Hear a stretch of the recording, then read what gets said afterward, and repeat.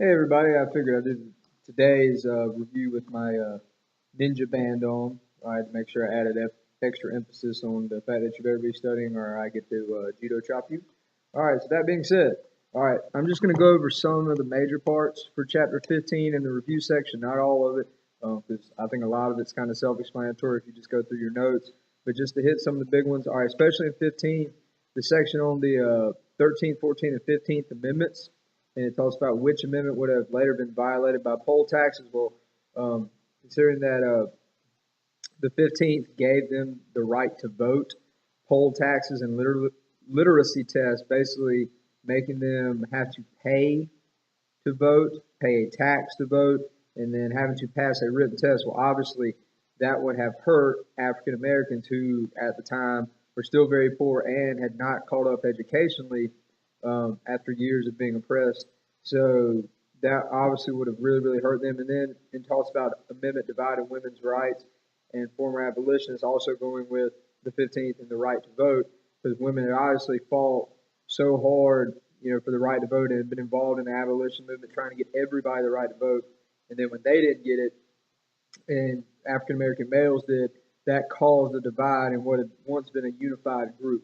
So make sure you're aware of that. And also, I have a little website there for you to look at that talks about that conflict, like with Frederick Douglass and some of the women's rights activists debating that issue.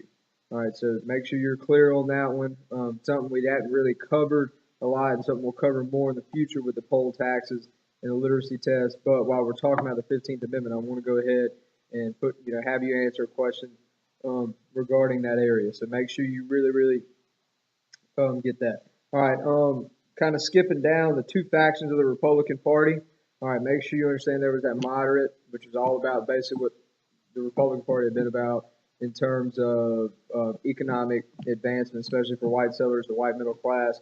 And then you had that radical portion who's going to be the ones that really push this radical Reconstruction and really trying to kind of take it to the South. So make sure you understand that. And then everything else in chapter 15 should pretty much, I think, be self-explanatory. If you have a question, of course, email me. All right, in terms of review, all right, Unit 1, Puritan beliefs on freedom of religion and the migration coming to a near halt. Make sure you understand in terms of freedom of religion, they're basically believing that only Puritans should have that freedom. They were very not a very open-minded group as we've discussed. And in terms of migration, make sure you understand that remember them taking control of the during the Protestant Revolution, taking control of the English government for that time period with Oliver Cromwell.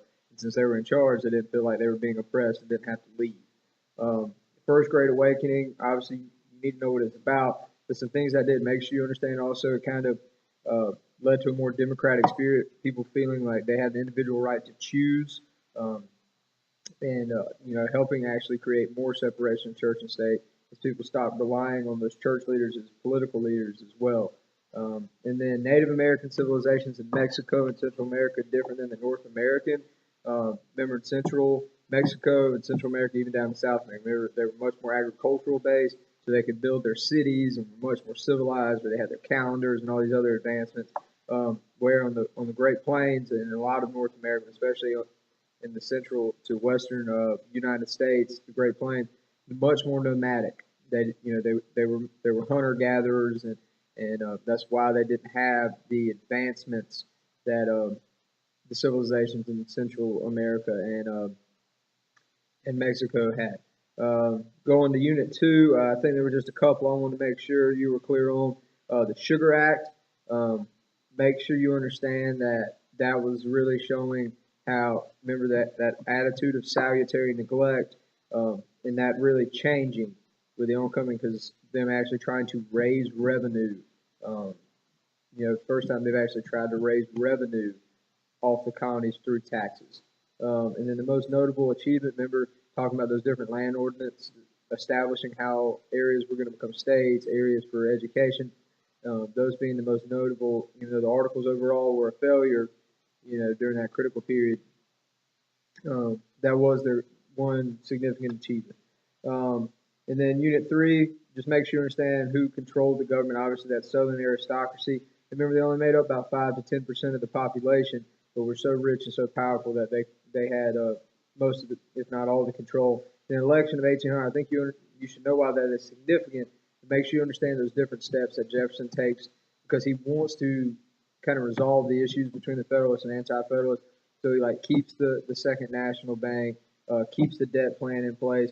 Really, the only thing he takes away is those excise taxes, the ones that caused the Whiskey Rebellion. And then with Unit 4, areas influx of Irish immigrant settlement makes you understand those cities along the eastern seaboard.